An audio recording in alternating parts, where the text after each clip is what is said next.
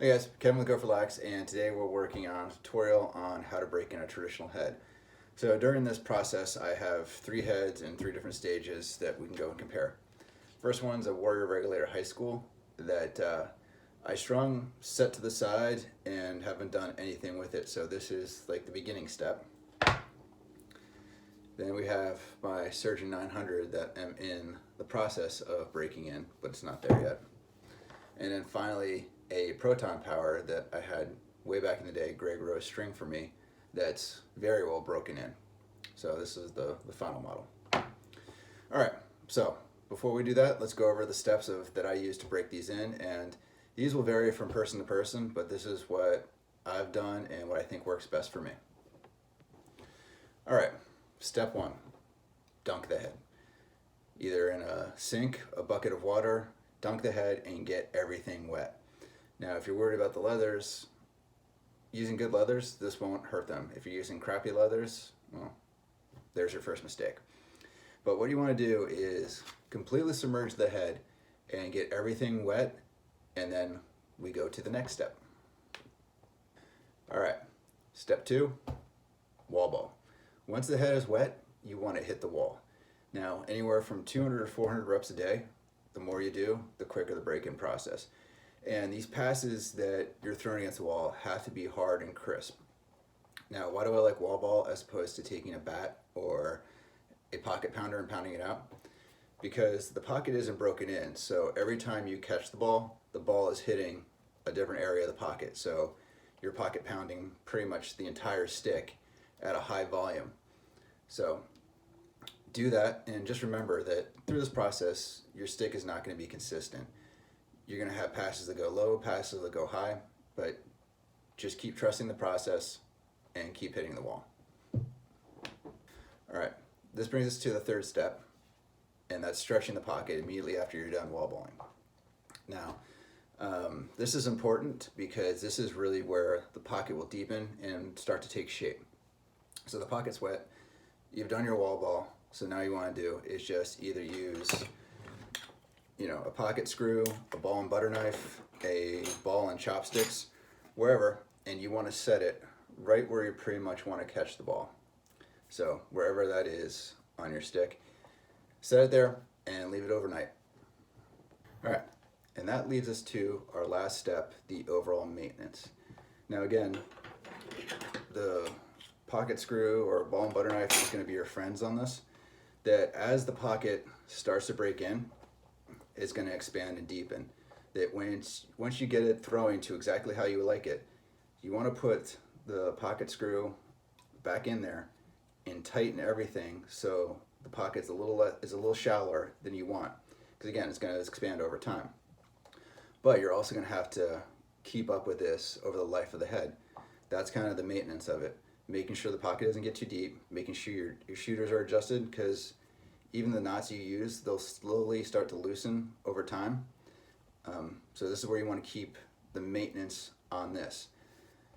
So that's the general break-in that I use. Now I have a series of questions that I'll answer in a minute that a bunch of people post on Instagram and I put together.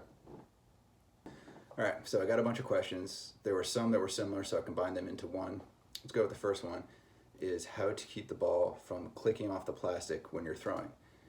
Well, the pocket's breaking in, it's going to be inconsistent, so you may get that. But once the pocket's fully broken in, what you want to do is untie all the shooters but leave them in the head.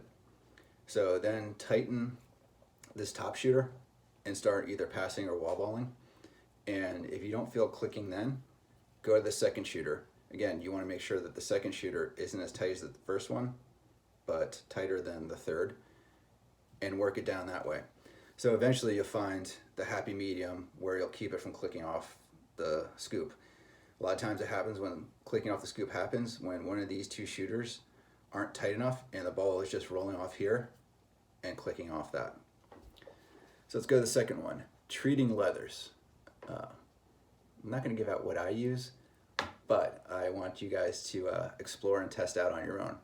I'll tell you that they have many leather conditioners that help soften the leathers, which is really good for stretching them. And then there are various leather oils that you can either use or combine to help treat the leathers. And really what the treating the leathers will do is it'll help soften them, and it'll keep them slightly waterproof.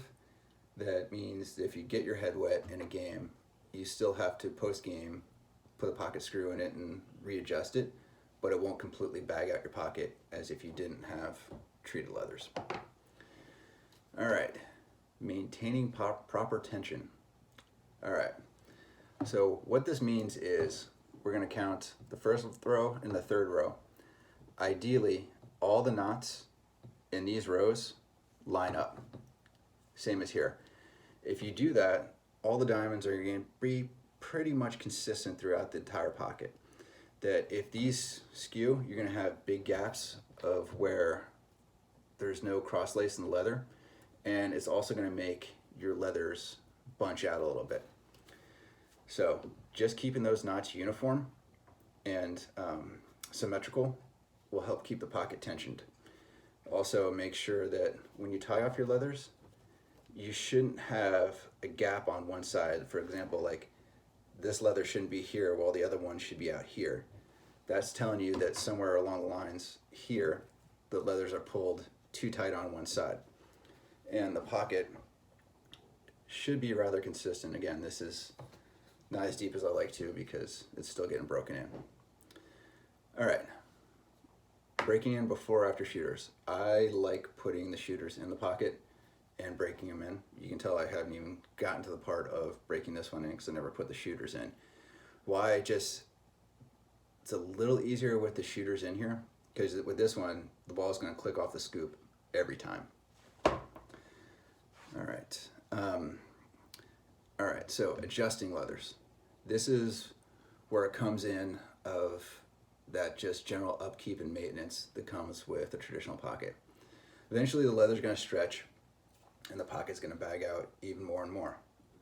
But again, the pocket screw, you put it in the depth that you want, untie all the leathers, and then retighten everything. Now you don't want to make sure you flatten the pocket when you do it, but in doing this, you'll bring the pocket back to the norm and help the leather stretch out a little bit more. So if you guys differ from how I break it in, let me know in the notes down there, and talk to you later.